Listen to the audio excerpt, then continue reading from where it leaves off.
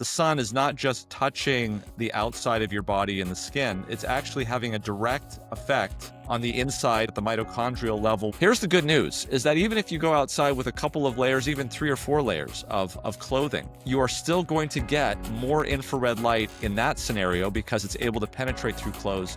With cloud cover, you would think that that would drop off tremendously. It actually doesn't seem to when you're looking through the film at infrared light. There is a little bit of a drop off, but it's still many, many times more than you would get if you stayed inside. There was a very strong link between sunlight exposure and influenza diagnosis. In fact, they said that sunlight was strongly protective against getting influenza. As soon as they looked at the amount of time that people spent outside, as time went up, the mortality rates dropped significantly. Looking at cancer and skin cancer, and they realized that what they've been saying before, where, avoid the sun at all costs, is not correct, that they have to rethink it, and that they do acknowledge that there are benefits to sunlight. This is how strong this evidence is. Welcome to Sunlight Matters, the podcast that reconnects us with the sun. Join us as we explore the power and influence of our star, the force at the heart of everything. Each episode, we speak with leading experts to uncover the ways sunlight shapes our world. Welcome to this episode, this very special episode of Sunlight Matters. We're joined by the incredible Roger Seheult. Welcome, Roger. Thank you so much for joining us. And today we're going to be digging into some practical advice for people to help them survive winter. The days are getting shorter.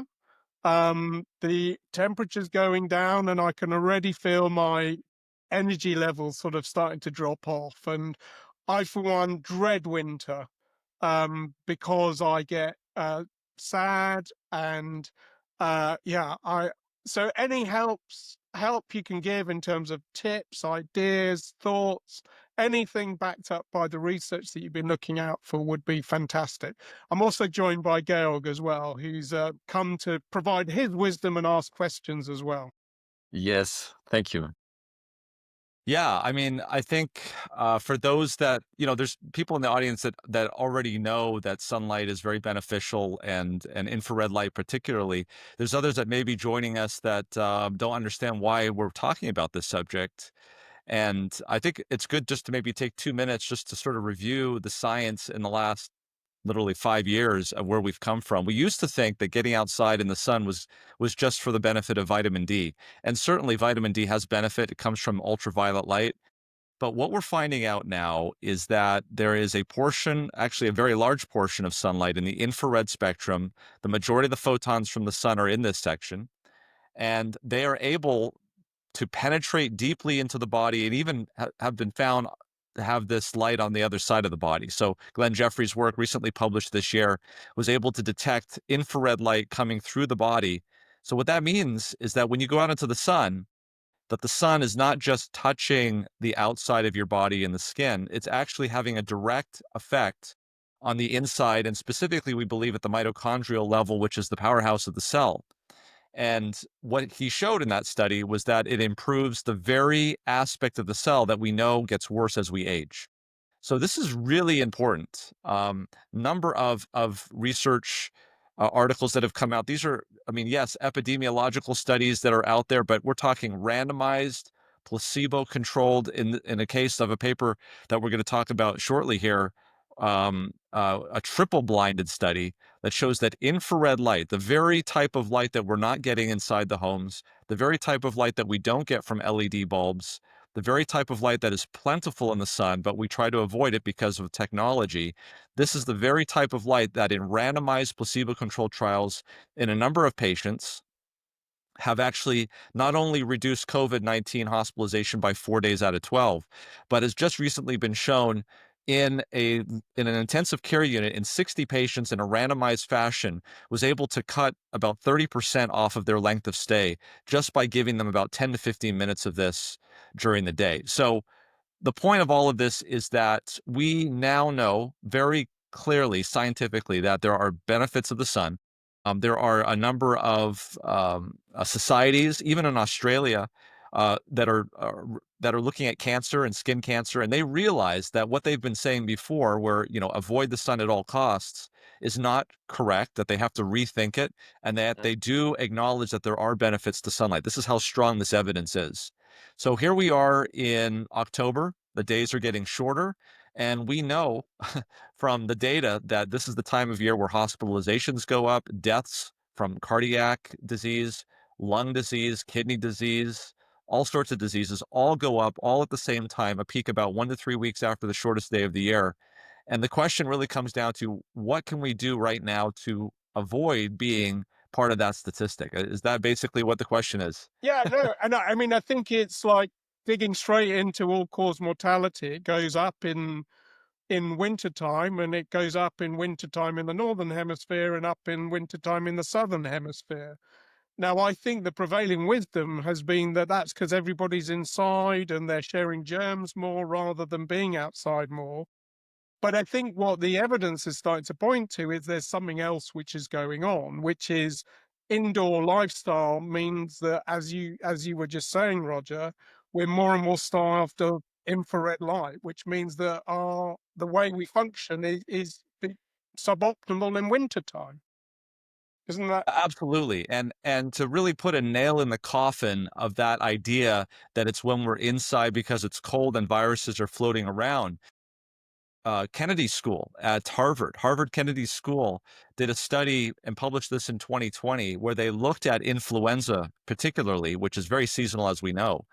And there was something very interesting that happened in 2009. It's when we had the H1N1 pandemic. What was interesting about that year with the flu season is that it came very early. It actually came in June and July. And so they were able to decouple that whole issue of temperature, of being inside, because obviously this came in June and July. That's not when people are generally inside, trying to keep out from the cold. They're inside for other reasons, but they're also outside a lot more. And even in that study, they were able to look at solar radiation data, and they were able to look at the CDC data on where the hotspots were in the United States and also in New York specifically.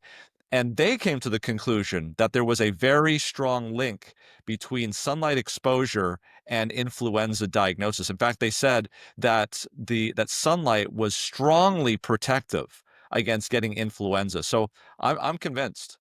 Wow. and so I mean it then makes me sort of think that as we're getting into wintertime, we all need to do more to kind of optimize exposure to infrared and potentially UV. So, I mean, the obvious thing to say is, everybody needs to get outside more. Now, uh, we had a look at some data, I think, last week, which showed that sort of measure people using Apple Watches measuring sort of daylight exposure, that in winter, people in America are getting something like 20 to 30 minutes of outside time a day, which I think is very short, isn't it? It is very short, and there was a graph that I recently uploaded that showed the amount of sunlight exposure versus the amount of deaths, and it correlated. It was perfect. I mean, it literally, as one went up, so did so the other one went down. It was an Right. inverse relationship. So, if you look at Glenn Jeffrey's work, Bob Fosbury's work, he'll look at the mitochondria and he'll say that it takes about 15 to 20 minutes of sun exposure to get the mitochondria into a state that it's in. That's full on, uninterrupted. And so if people are spending a total of 20 minutes out in the sun, you can be sure that that's mostly not, uninterrupted. There's probably a threshold there where it starts to kick in. So I would say, if you're getting a maximum of just 20 minutes total per day, that's obviously not enough. Now, there's Roger. another study that looked at it epidemiologically, and this was a part of the Adventist Health Study too, where they looked at longevity and how much time they spent out in the sun. And what they found was that there was a J curve type of relationship, that as soon as they looked at the amount of time that people spent outside, that at the beginning, as time went up, the mortality rates dropped significantly. And then it went down to the lowest mortality was associated with about 2 hours a day. And then after that, increasing time in the sun, the effect stopped and started to actually come back up a little bit. Obviously, we can't prove causation by the way that study was conducted, but if you look at the people in that study, in that cohort that had the longest survival benefits, it was people who were outside for 2 hours a day. Roger, when you talk about the like being outside, even in winter, are you talking about direct sun exposure? Do you need to see the sun? Or is it like okay if it's behind clouds, or even like if you're, let's say, in the shade of a building, is that still enough of indirect sunlight to nurture your cells? Yeah, that's a great question. And, I people always accuse me, well, that's easy for you to say. You live in Southern California. And we do get quite a lot of sun days, but we also get some cloud cover. I live up about a mile up. We get snow, we get precipitation. And one of the things I was able to do in the last month is get a film that you can actually put over your smartphone camera. And yeah, you can use a spectrometer and actually measure infrared with numbers. I just think it's so much more cool to actually take photographs and upload them so people can actually see for themselves that green leaves and things of that nature reflect light. So, I know we're going into the wintertime and I'm going to be taking some photographs to see how that actually looks. But in the summertime, we actually had some rain and some cloud cover. And I was fortunate enough to be able to take some photographs when that happened, when the sun was going in and out. You would be very surprised how much difference there is between being inside, being outside with cloud cover, and then being outside without cloud cover. And what I'm trying to say is, if I could put it into sort of a way of describing it, outside without cloud cover, obviously the very brightest sun, 100,000 lux, very bright. With cloud cover, you would think that that would drop off tremendously. It actually doesn't seem to when you're looking through the filter, through the film at infrared light. There is a little bit of a drop off, but it's still many, many times more than you would get if you stayed inside. There's another photograph that I took where I'm inside my home. I've got a window with one of the panes open. So there's really three things that you're looking at. You're looking about at the amount of infrared light that's in the home during the day, and you think you're getting plenty of light when you're doing that, and you're actually not. And then there's part of the photograph where you're looking through the window, and so these windows that we are now supposed to be putting into our homes, especially here in California, are what we call low E glass. They specifically reflect back outside the infrared light so it doesn't come inside, heat up your home, and you have to pay a lot of money to run the air conditioner. And so you could see that there was very diminished. Outside it didn't look very bright. And then when I opened the window on the right-hand side, you could see a tremendous amount of red light, which is basically a surrogate with this film of infrared light coming through the window and bathing. And you can clearly see that picture was worth 1,000 words. You could clearly see that even on a cloudy day, you were much better to go outside to get that type of light. Now, I think you alluded to this question, Georg, when you talk about going outside and having your skin exposed. So in the wintertime, it's cold. Who wants to go outside and be exposed? You're going to get hypothermic. It's going to be very uncomfortable, even for 15 or 20 minutes, unless you're, crazy enough to be in the polar bear club or something like that. Here's the good news is that even if you go outside with a couple of layers, even 3 or 4 layers of clothing, you are still going to get more infrared light in that scenario because it's able to penetrate through clothes than you would if you were inside your home, because it cannot penetrate through walls, can't penetrate through your roof. So that is the calculus there in terms of the benefits, even in the wintertime, of getting outside into the sunshine, even if in the shade. There's plenty of infrared light there.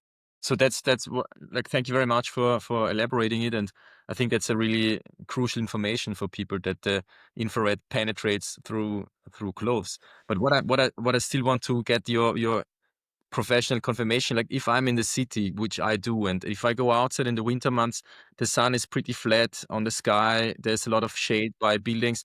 Is the indirect illumination, like the scattering from the infrared through the atmosphere, through buildings, like facades, for example, also still enough to charge up my cells, or should I really try to get at least towards the sun, even if it's behind clouds? Yes, you should. Even if it's behind clouds, you definitely want to get outside and into the sunlight. Couple of things there. People need to understand that when you're living in the city, it's difficult to get enough sunlight for a number of reasons. Number one, the buildings can create a huge shadow, and you really need to seek out where you are. I mean, I remember visiting large cities. One in particular I remember is Toronto, which has a lot of tall skyscrapers downtown. We were actually staying at a hotel downtown, walking those streets. And it's only certain times of the day when the sun is aligned with those parallel streets that you will get the street illuminated in that type of sunlight. And obviously, when you're in the wintertime, the sun is going to be very low. And this is where you have issues with, after precipitation and rain, you can get ice that may melt and you can get black ice. So when you are living in a city with tall buildings, the issue is going to be getting that sunlight and figure out where that sunlight is going to be because of the tall shadows. The other issue that many people have with the cities, depending on how the city is built, is the issue with trees. So we've just described that this infrared light, which is very beneficial, is highly reflected from green trees and grass. And so if you're lucky enough to have a city like New York where you have Central Park, that might be a good thing, especially in the wintertime where you may have some evergreen trees and things of that nature. Obviously, in the wintertime, a lot of the leaves fall. You don't get the benefits of that. But if you're living in an area where even in the wintertime, there is a lot of alpine trees and evergreen trees, these type of trees also are highly reflective of infrared light. They The they other basically benefit with act like Central an Park, go ahead. they basically act like an amplifier. So if you're below them or close to them, they act like an infrared amplifier, and it's even better than being just without the Correct. tree. Okay, cool. Absolutely. The other aspect that I would bring up real quickly as well is many people believe that when the sun is low in the sky, it's impossible to get infrared light that's well enough. And I would just again reiterate that infrared light, the property of infrared light, is that it's able to penetrate very easily. And so, yes, for ultraviolet radiation and vitamin D, when the sun is low at that level of the sky, it's very difficult for ultraviolet light to penetrate because it's a short wavelength, not able to penetrate very easily through the oblique atmosphere. Infrared light does not have that issue, and I can prove it to you as when in the wintertime you have snow on the ground and the sun comes up, it does melt the snow. That specifically is infrared light that is melting that snow. It's causing a heat transfer that is even at low temperatures can melt that snow. I once saw this very easily when the sun was going down. My roof was dripping because the sun was on it, and as soon as the sun went down, even though the temperature didn't change, the dripping immediately stopped as soon as the sun went down. This is actually a problem for people who have black ice, right? So what happens during the day? The snow falls, the sun melts, and then it refreezes at night. The next morning, you have accidents because there's black ice on the road. That black ice comes from melted snow. The melted snow comes from the sun. It's very interesting. So I think, in terms of sort of wrapping this bit up, like getting outside sounds like something that we have to do and we have to do more of. I think a long time ago we had a small exchange. You may or may not remember it, but we had a small exchange on X about getting a dog. I mean, I think everybody, if they should get a dog, to be honest. My dogs have just heard me and now barking in the I garden. hear it. I hear it. They agree. But I certainly found that having a dog means that I've got much more motivation for getting outside, and it's they've become my sort of sun buddies, to be honest with you, over the summer. And now when I'm thinking about the winter, I'm thinking about walks we can do, which are going to be great in terms of optimizing. Like we've had a lovely day here, like optimizing the sun that you get. So Yeah. And if you do live in the city, I was just going to say it's good to plan out your walk where you're going to have the ability to actually be in the sun. And Georg, I know that you've got an app that you're looking at too that you've developed where you're able to actually figure out where that sun is going to be so you can be more efficient. I think that's a great idea. Exactly. I mean, also what we talked before, like the issue in the cities, this was the original reason I came up with this, because I had these 2 weeks in Vienna some 14 years ago where I just couldn't see the sun in the sky for 2 weeks. And then I was like, okay, at least in the lunch break when the sun is at the highest position, you have the best chance to catch some. But then you need an application that shows you among the three-dimensional buildings where you can even find these spots. So exactly right. Yeah, and of course on on satellite maps you can also see where the trees are, and you can also put that into it as well. So you can actually map out the best trip to maximize the time that you're going to put into this and actually get the most amount of benefit in terms of infrared light. It's very interesting.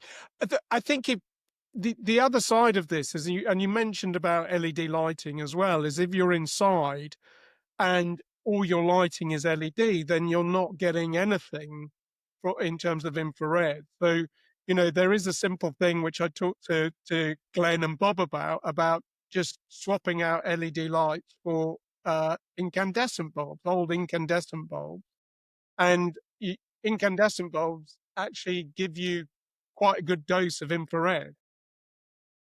Yeah, I mean, there has been a debate I saw going back and forth on X, about whether or not the amount of infrared light coming from an incandescent light bulb would be enough to have any sort of clinical outcomes. And of course, the topic that you just described, which is switching out a LED bulb, a commercial LED bulb, which has no infrared light in it at all. Just as a note to those watching, it is possible to make LED bulbs that have infrared in it, and we could talk about that clinically in a clinical setting. But I know you're talking about commercial LEDs that are sold, that are required to be in homes so that they don't use up excess energy, creating quote wasted light in the infrared spectrum. But Glenn Jeffrey has a paper right now in review where he actually ran in a randomized fashion, put 60-watt incandescent bulbs, not replacing LEDs, but just adding them to that environment. So if people are concerned about that and they've got, LED bulbs in their ceiling that are not screw in, that they can't replace with an incandescent without, having a huge contract cost to go in there and replace those out, and they want to know what can they do. First of all, I would say the best thing to do is to get outside. Okay. Yeah. But if they're working in that environment, they want to make that environment healthier. Um, Paper in review right now, Glenn Jeffrey being looked at, where they randomly put 60-watt incandescent light bulbs into those work environments. And he was able to show that the mitochondria, specifically in the retina, revved up enough to to produce enough energy that the color blindness in the proton and the tritan, those are color blindness thresholds, were actually dropped statistically significantly. So what's interesting about that is that it was very robust. It worked very well in both types of color blindness. Glenn Jeffrey is a professor of ophthalmology at UCL. This is how he assesses mitochondrial function in the tissue of the body that has the highest mitochondria.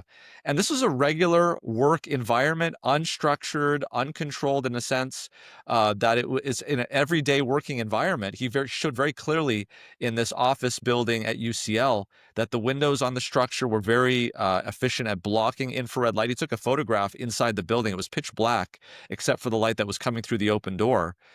He took another photograph with all the LED lights on in the infrared spectrum, and it was pitch black. There was no light. So I think that basically that study has answered the question, at least as far as I'm concerned. Can incandescent light bulbs inside the home, just one added to an LED environment, cause enough of a change in the human body to actually cause a end organ difference? And the answer is yes. It's incredible how finely tuned our bodies are it turns out, to things like infrared. And I think, it's the more I've kind of listened to people like Glenn and you and some of the others talk about it, the more miraculous I think that you sort of realize that the human body is. And I think one area that I'm just like confused by is how this was overlooked for so long, that we're in the UK, I guess in Europe, in the US, we're heading for this sort of low energy future, but nobody at any stage has gone, maybe incandescent bulbs were doing something else. And by the way, I mean, I was talking to an architect friend who, he was delighted when I told him this news, because he's like, well, the light from an incandescent bulb is so much nicer. And I know that because I've sort of replaced all my bulbs, and I'm like, I feel so much more relaxed just sort of looking at them. I've got two LEDs sort of facing off to me, and I can sort of feel. So, but he was saying, what they give off warmth as well. You know, that infrared is warmth, and actually ambient warmth in homes is no bad thing in winter as well, you know. So anyway, it's a really interesting topic, and um, so people starting to think about putting incandescent bulbs in. And I know Bob Fosbury said, like, and Glenn said, the cheapest thing to do is just get an angle poise lamp and get, you know, an incandescent bulb, put it in your room, and that will probably be enough to kind of keep you going. So then we touched on it with is ultraviolet and vitamin D. You know, I think one of the things that we do see is people's vitamin D levels dropping off over winter, because we're not getting, like, even if you're outside, you're not going to get the levels of UV that you do in the summer. Is there things that people can do to kind of food they can eat, or supplementation, or you know, just sunbeds, or you know, is there stuff people can do to kind of really? Or I wanna add, maybe, is it maybe just the way it is? Like, if you live in the, like, further northern hemisphere, and you just need to shift your lifestyle, like, not winter hibernation, but maybe just be also in acceptance that winter is just a different time of the year where you maybe have a different life. Yeah, it's possible. So we've talked about infrared light. Let me just finish that topic off. There's for those of you that can do hydrocarbon fires in your fireplace, Right. that's a source of infrared light as well. And obviously that's very common in the wintertime. So that may be help mitigating that. It's something that we used to do culturally.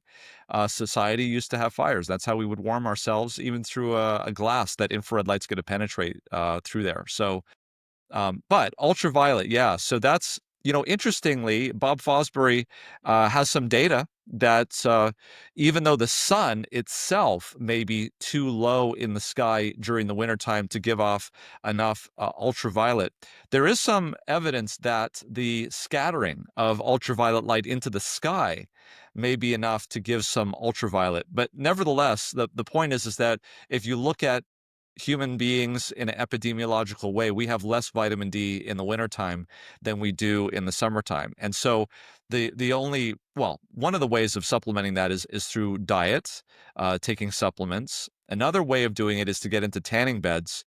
So the problem I see with tanning beds is that you're getting just ultraviolet light generally. I mean, there are tanning beds that can do both, but generally the purpose of tanning beds is to give ultraviolet radiation, which stimulates melanocytes, which gives you a tan. And it's also the ultraviolet light that makes vitamin D. The issue with that is that there's been a lot of associations of skin cancer with that type of behavior.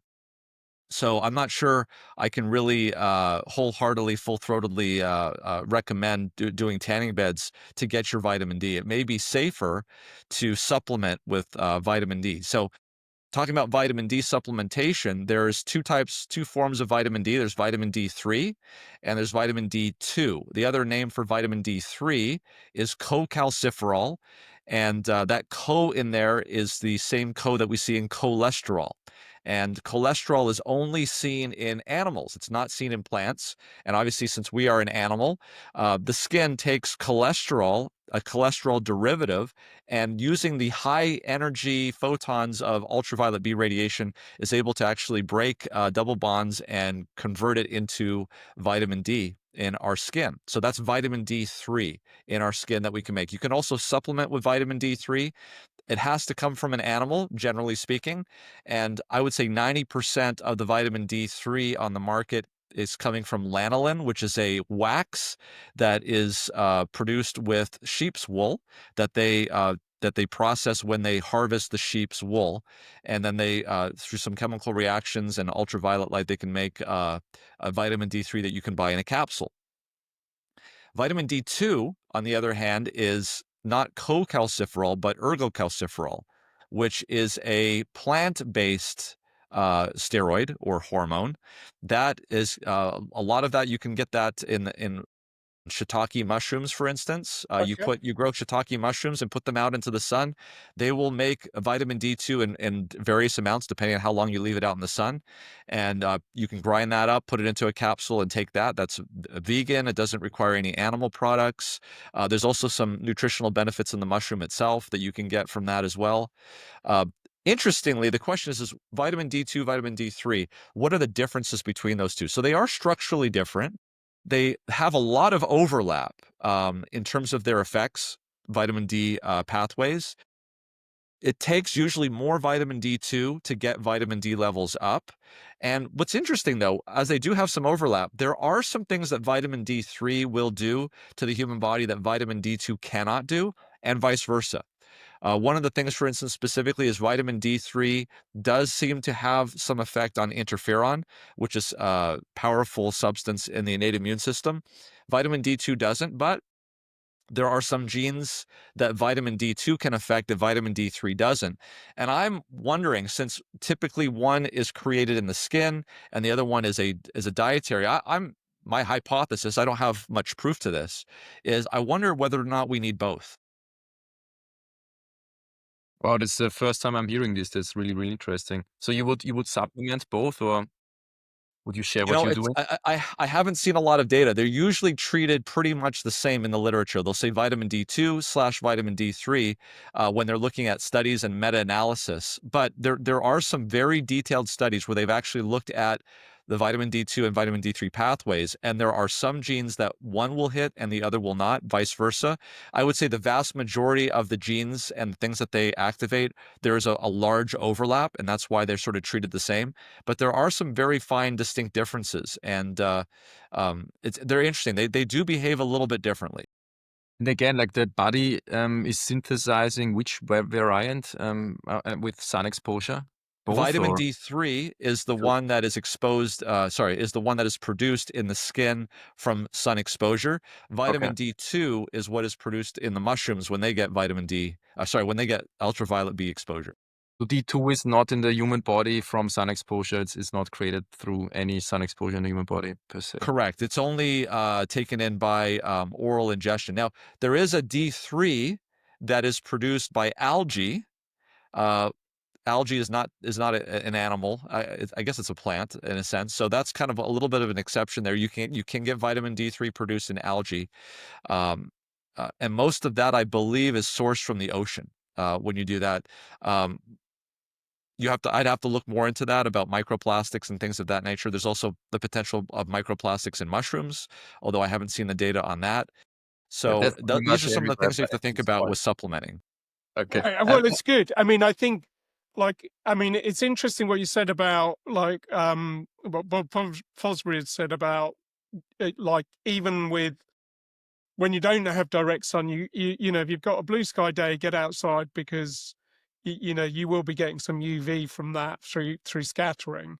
But I think there's always He going has to some be, data. Yes. yeah. So I think that's like the sort of most basic thing that you can do. But I've always been slightly confused about supplementation around vitamin D, and I think, you know, it's great to kind of hear your thoughts. And I mean, as you're talking, it kind of almost seems obvious that you probably would need both, and they're doing slightly different things. But you know, once again, we're sort of in a realm where we're kind of flying against not perceived wisdom, but the way that things have been kind of set up, aren't we? You know, you had asked the question before about sunlight and why didn't we realize this before? The answer to that, if I could try to make an attempt at a stab of that, is we actually did know about this before. Knew about 100 years ago, and you know that too. It's just it's not in our consciousness anymore because it's so many generations back. But if you look at the old photographs and you look at the sanitariums and you read people like Florence Nightingale and many other health reformers that were in the late 1800s, early 1900s, they knew clearly that there was no question in their mind. It was almost a foregone conclusion that sunlight, fresh air were very good for people. And what happened, I believe, is it wasn't a bad thing in and of itself. We discovered penicillin. We discovered medications. We discovered things through randomized controlled trials. And I believe that that we sort of took for granted some of the things that we knew worked. And and it's what we did was something that I think is very pervasive in society at all times. And that is, instead of going into a understanding with an and, we tried to do medical reductionism and go to the or. So in other words, the argument wasn't sunlight and fresh air and, hey, let's implement some of this new technology in form of medications and randomized controlled trials and penicillin. It was, hey, we have a new way of treating things. We're going to do this instead of sunlight and fresh air. And we'll be able to build bigger hospitals and put more patient rooms in there so we can treat more patients and they won't have to have, all this space and sunlight. And we can architecturally actually be able to treat more people. And I think there was sort of a bottom line there. But what they did, they may not have realized this. What they did when they did that was they made healthcare dependent on a supply chain. And when you do that, when you make, instead of going to an and type of situation, so sunlight, fresh air, all of those things that we were doing, 100 years ago, and you add to it all of these other things, you can still fall back on a backstop of, if the supply chain crumbles, you still have fresh air, sunlight, and all these things that we know how to implement. What I believe, unfortunately, what happened, maybe unconsciously, maybe over decades, is we abandoned the knowledge of what we used to be doing in hospitals, sanitariums, and things of that nature, because we had to. And we said, hey, we've got this new technology. We have this new way of doing this. And we didn't think about pandemics. We didn't think about supply chains. We didn't think about all of the things right now that are plaguing our world in terms of how do we get enough medications to enough people and get past, international disruptions in supply chains and natural disasters. Because if that were to happen, because we have made this decision of an or instead of an and, we've completely put all of our eggs in that basket of pharmacological distribution. Now what happens is, if we have a supply chain disruption and we have need, we have nothing. And then how hard is it now to go back and say, well, this is something that we used to do, but nobody's trained on that. Nobody even understands that that's even an option. And I think that's where we are right now. It's really interesting because as this sort of review, going back to you're totally right. I mean, I hadn't thought of it. Like, we've got to retrain ourselves. And I guess one of the ironies of COVID, because, I mean, as an ICU doctor, you'll know this better than anybody, but people were outside in the sun, their chances of survival went up dramatically. But one of the ironies is it pushed people inside. So we have whole cohorts of children and teenagers who they forgot how to go outside and play, basically, and do all of these things. And it's how it's almost imperative that we start unlearning all of this stuff. So, when I was growing up, I mean, I grew up in the tropics, but I'd go to church on a Sunday, would have Sunday lunch, and then my parents would always say, right, time for a walk. And I would sort of amble off behind them and, sort of like, why are they doing this? But that was the way things were done. That was, traditional, wasn't it? But it was Yeah, good, wasn't it? Because at it least was. for that one day, you were kind of outside for a few hours, But, going back a few years, we all spent a lot more time outside anyway.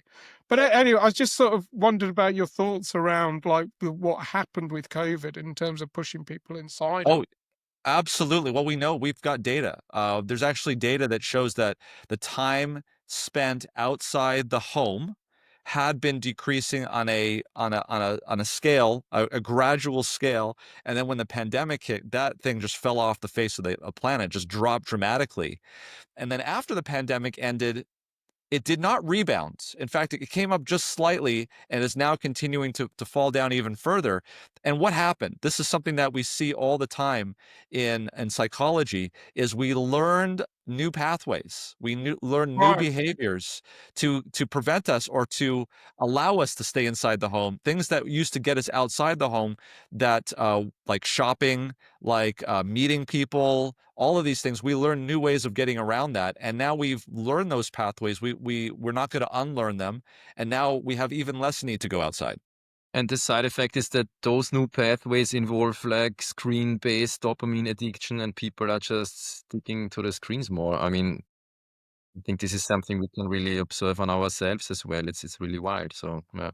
Yeah, it's really because I think what's happened is convenience. With the pathway is convenience. Like, because Amazon can deliver, and every day we have a queue of people delivering stuff to us.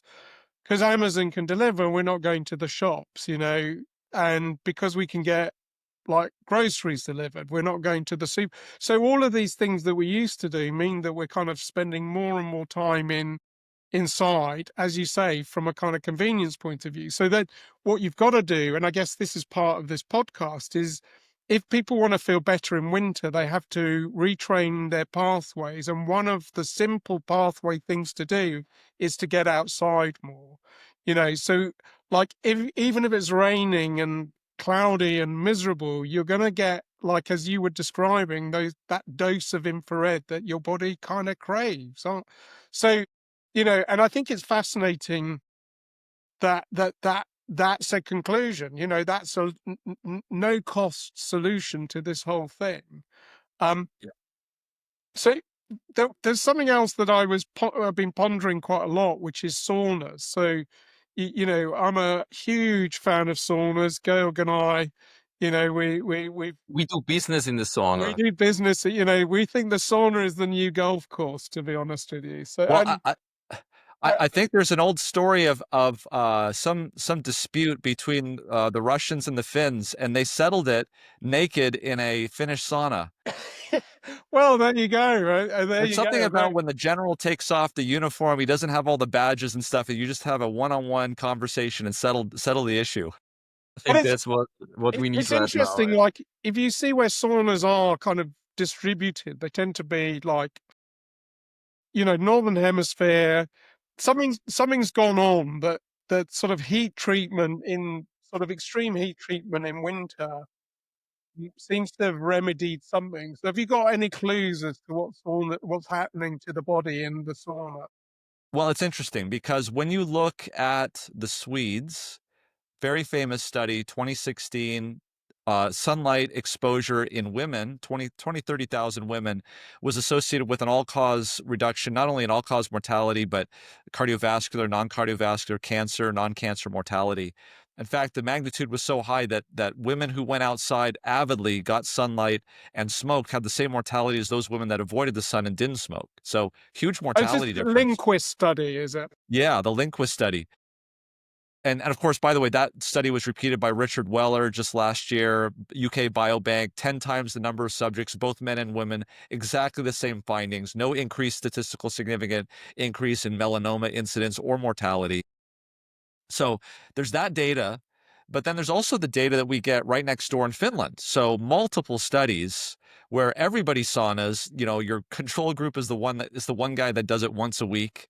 Everybody else does it twice, 3, 4 times, 7 times a week. And so you can see a dose response curve. Rhonda Patrick's talked about this quite a bit on her channel and gone over the data. So, it's an association, so you can't really say causation. However, Bradford Hill criteria clearly states that if you see a dose response curve, then it does imply that there is some causation there, right? So someone who does it 3, 4, 5 times a week is going to get a better reduction in all-cause mortality than the guy who just does it once a week, who's probably still getting a benefit, but you've got to compare it to somebody. I mean, let's face it, if they were to, at one point in Finland, tell everybody to go into their sauna at the same time, there would be enough room in Finland for everybody to go into a sauna. That's how many saunas there are in Finland. It's Like crazy.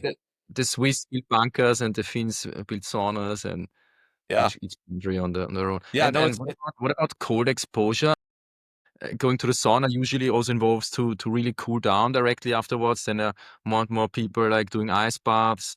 And we had like the solar athlete on our podcast quite recently. He was talking about the the massive benefits of cold exposure, especially in winter when you get less sunlight? Do you have any insights on that? I don't. I've been looking into that because I do believe my hypothesis is that this is what anthropologically those cultures and societies, let's face it, right? Let's back up here. If we were to go back in time far enough to see where, human civilizations began, they began near the equator, and they probably had very dark skin. And as those cultures and societies moved away from the equator, sunlight was such a important factor in human life that they adapted by reducing the amount of melanin so that sunlight could come in even better at higher latitudes. And this is the reason why people, generally speaking, in higher latitudes have lighter skin than people at the equator. So, but did that completely fully compensate for that lack of sunlight? It may have, it may not have. They may have, through society, figured out, because they were susceptible to infections, that when people went into hot saunas and did these things, that they actually did better. And I agree with you. I think the very thing that you're showing here is that it's the high latitude societies that have adapted in their culture the use of sauna. And so I have to believe that there's got to be something there. We know from epidemiological studies that that's the case. We know from physiological studies that it's an exercise equivalent, and that reduces all-cause mortality and things of that nature. So I agree. The studies, by the way, for those of you who are listening to this and say, I want to do that, the studies show that really you need to be above, I'll put it in terms of Fahrenheit. I don't know what it is in Celsius, but in Fahrenheit, it's got to be 174 degrees for at least 20 minutes to really show a benefit. And then, as you said, Georg, cooling down afterwards. And this is another thing. This is amazing. I know that that it's Finnish culture and society to take birch trees and sort of flagellate themselves to try to hit themselves. I don't know if they Or knew each why they other? did that, but I think what it shows is that it's causing better vasoconstriction. It's causing demargination of the white blood cells when you go into a cool environment or a cold environment. And but not only does it do that, but when it also vasoconstricts, it's preventing the heat that you have just spent the last 20 minutes building up from coming off of your body as well. And so you lock in that heat. It keeps it up higher, longer. You get a better Wow. benefit from it. So, I mean, That the other makes a lot thing of is sense. sort of sauna hats as well, which again, like I mean, I don't know what the science is behind them, but it was in Austria. I was in a sauna, and there was a lady wearing a hat, and I was like, "Well, that looks ridiculous." But then I sort of read more about it, that it's quite, and I guess the science is it locks in the heat as you're describing, in because your head is where a lot of heat is lost from your body, isn't it? So, It's interesting, when going back to that time 100 years ago in the United States, the largest hospital in the world was the Battle Creek Sanitarium, run by John Harvey Kellogg, who was a big believer in all of these things that he went around the world learning about: sunlight, hydrotherapy. I remember seeing a photograph where there was a long hallway with little holes out of these individual rooms, and there were heads popping out of these holes, and you could see them all the way down the line, and their bodies were in the treatment rooms, and they were being heated up to, I don't know what temperature, but exactly. I was once in such a sauna, like where you're just locked until your neck, and you can stay in them forever. Because I think also the sauna heads, they kind of protect your head from heating up so much, because that's where it gets uncomfortable, and then you need to get out of the sauna. And also, like these saunas where your head is still in the regular temperature, you can stay in them forever, and your body is like sweating and everything, but it's super comfortable because your head is not overheating. So yeah. Yeah. Yeah. so the other thing, I mean, we're sort of look, we could talk all day, but I know that you've got a busy day ahead of you. Georg said something which I think is really interesting, which is actually sometimes you just need to be kind to yourself and say, in winter things will change. Like your body is designed to slow down a bit in winter. So rather than kind of getting upset about it, maybe just sort of listen to what your body's telling you a bit more and go to bed earlier, or slump in front of a fire, or just be a bit more kind of relaxed about the whole thing. And it was listening to your stuff around New Start when you went on the Huberman show, and that got me thinking about so many things. So thank you so much, because it's made such a difference to me. But one of the things I felt was actually you were telling me things that if I was honest with myself, I knew I just had not listened to myself enough. So I just wondered if you've got any thoughts around being kind to yourself as well around, as we go into winter time, not being too worried if you do feel a bit down. Yeah, I think that's a really important point. It's one point that is not lost on me as a sleep physician. Many times in patients that come to see me for insomnia, they are very the term that we use is psychophysiological insomnia. And simply this is that the anxiety of not being able to sleep is a self-fulfilling prophecy. And so if you are anxious about the fact that something is happening, that's not good for your body either. And it's adding an undue burden. And so there comes a point in time where you say, I've done everything that I can do, and I just need to be happy with what the results are and just be satisfied, because any further worrying about something that you can't change is not really going to help the situation. That's really interesting. Well, listen, thank you so much. I mean, as it happens, I'm heading off to the Middle East tomorrow, where it's basically permanent winter for them because they're all inside the whole time because of the heat and things. So, and I think they've got an epidemic of vitamin D deficiencies and so one of the things I'll be talking to people in the Middle East about is actually you need to readdress the balance that you've got with the sun, and I think that's very difficult where, you know, the temperature in Dubai tomorrow is 40 degrees. It's almost impossible to go out at 40 degrees. But, so it's kind of interesting that all of these things around physiology, winter is something that we've got to kind of face, but I think is very doable. You know, the Middle East, they've got to face it as well, but they've got to come up with different solutions. So Yeah, in the Middle East, I would say that they're very susceptible to technological advances because it's so much more comfortable going into an air-conditioned building for the whole day, every day, when it's 40 degrees outside for months on end. Yeah. yeah, well, I'll be taking a few incandescent bulbs to give to people as presents. So I don't know Yeah, whether you can get them in Dubai or not, but it's very interesting. But listen, I before we wrap this up, Dave, can I just ask two final questions? Because it's really hard to get Roger on a call, and I think it's really Please. it's quite the honor. So thank you, Roger.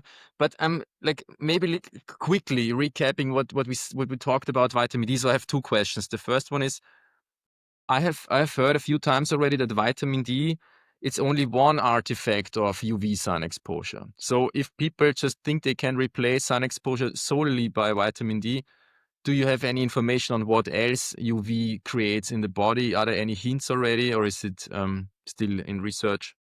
Yes. So if I didn't know, I would say it would be a bad assumption to just say that it only does one thing. Again, this is our medical reductionism that says, since I know something, then that must be the only thing because things must be simple. No, things are very complex. There are likely many things. I think in the hypothalamus and the pituitary and the way that the light interacts with our pituitary gland and the pineal gland and all of those, that there's more to life than just vitamin D from the sun. Absolutely.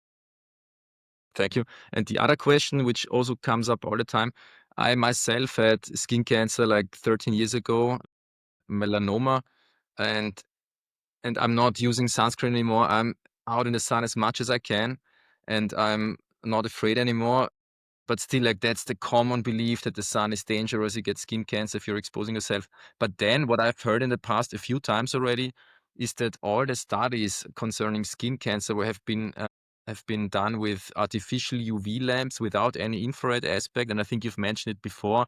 So I think the infrared aspect is crucial when you have UV exposure. And can you confirm, like, because it would be really, really interesting to finally, like, really clarify that there have not been real skin cancer studies happening with actual sunlight. Yes. So my understanding, so let me point to some of the data. Richard Weller, who's a dermatologist, University of Edinburgh in Scotland, and actually will be coming up very shortly and giving a lecture in England. You may want to give tomorrow, a as it link to as well. happens, tomorrow, I think on Wednesday. So Yes, yeah. So by the time this podcast comes out, it probably will already be out. And he's did a study, UK Biobank, I think it was 300,000, 400,000 subjects, looking at solar radiation data, solariums, and over, I think, 12 and a half years, if I'm not mistaken. And what he showed was that even in people who got the highest sun exposure, the very same people that had the lowest mortality in that study, that there was no statistical significant increase in melanoma. And there was certainly, the confidence intervals were very wide on the mortality, meaning that there was absolutely no trend at all in terms of what was going on with mortality from melanoma. What I have heard from dermatologists is this, is that the deadly type of melanoma usually appears on the skin that is not exposed to the sun.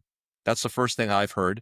The second thing I've heard is that when you look at what determines mortality, what are the risk factors for mortality or for improvement or survival in melanoma, it's very counterintuitive. So solar elastosis, which is basically skin damage, sun damage, that is actually predictive of a better outcome with melanoma than if you don't have that. So in other words, it seems as though melanoma may be being caused by other factors, that sunburn may be one of those factors. So we want to avoid sunburning, of course, but that sun exposure is actually a mitigating factor, a reducing factor on melanoma and its properties based on some of the risk factors we're seeing.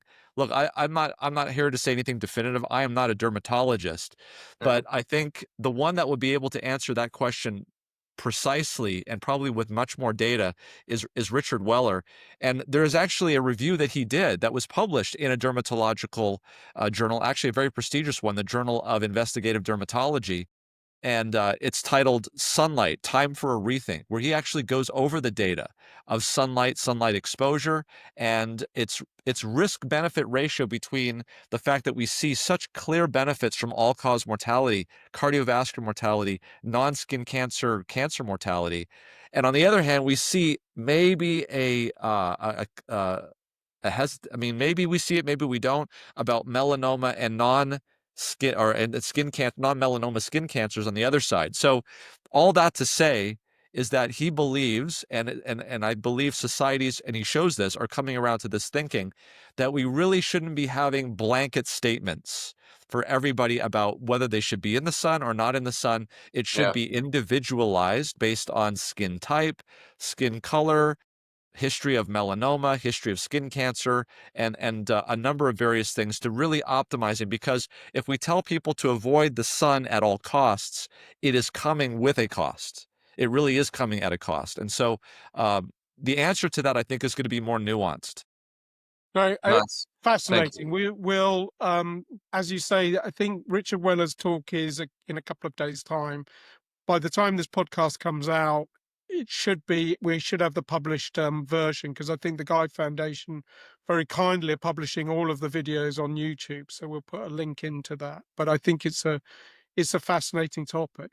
Well, listen, Roger, thank you so much. I sort of walk away from this, with like my plan for winter, which is actually to spend a lot more time outside, actually look forward to cloudy days rather than, worrying about whether it's going to be sunny or not.